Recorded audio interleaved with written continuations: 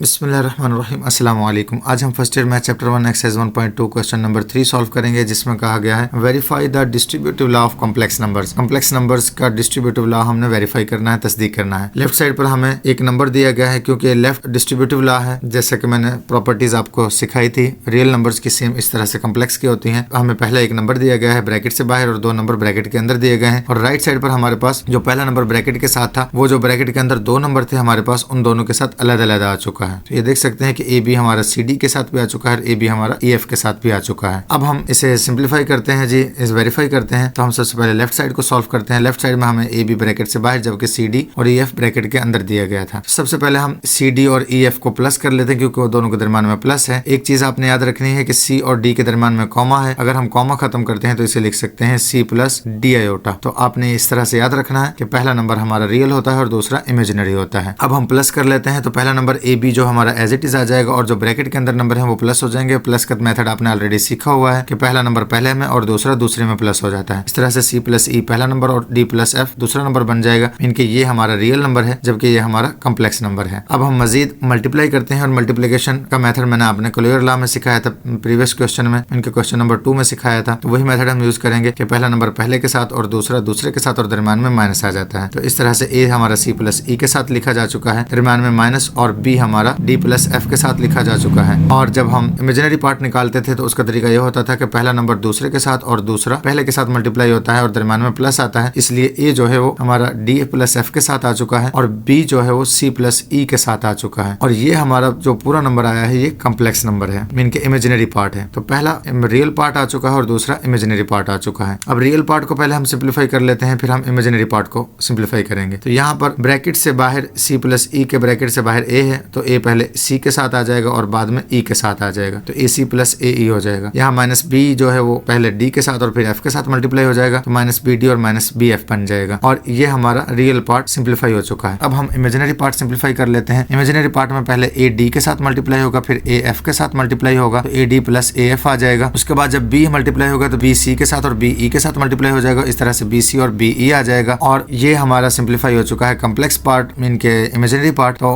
अब हम देख सकते हैं कि रियल पार्ट है और ये इमेजिनरी पार्ट है। अब हम इसे रिवर्स करते हुए राइट हैंड साइड बना लेते हैं, क्योंकि हमारा कॉम्प्लेक्स नंबर बन चुका है। तो रिवर्स में हम ए सी और बी डी को एक साथ ब्रैकेट में ले लेते हैं, ए ई और बी एफ को अलग ब्रैकेट में ले लेते हैं, और इमेजिनरी पार्ट में से भी ए डी और बी सी को हम ब्रैकेट में ले लेते हैं और ए एफ और बी ई को ब्रैकेट में ले लेते हैं जी। जब हम मजीद सिंप्लीफाई करते हैं तो हम देख सकते हैं कि ये नंबर जो है हमारा पहला पहले के साथ आता है, तो इस तरह से ये पहला दोनों एक साथ लिख लिए जाएंगे। प्लस का यही मेथड होता है कि पहला पहले के साथ प्लस होता है और दूसरा दूसरे के साथ। तो क्योंकि अब दोनों के दरम्यान में प्लस है, तो इस तरह से प्लस वाला मेथड यूज होगा रिवर्स में भी, कि पहला हम पहले के साथ लिख देंगे और दूसरा दूसरे के साथ लिख देंगे। तो A C minus B D जो था वो A D plus B C के साथ आ चुका है, और जो A E minus B F था वो A F plus B E के साथ आ चुका है। तो ये हमारे दो कॉम्प्लेक्स नंबर बन चुके हैं। ये पहला कॉम्प्लेक्स नंबर है और ये दूसरा कॉम्प्लेक्स नंबर है। पहले कॉम्प्लेक्स नंबर को अगर मजीद रिवर्स करें तो ए सी जो है उसमें से ए और बी अलहदा आ जाएगा और सी और डी अलहदा आ जाएगा, क्योंकि ये मल्टीप्लिकेशन का मेथड होता है। तो ये मल्टीप्लाई में रिवर्स करते हैं, तो ए सी जो है और बी डी उसमें से ए और बी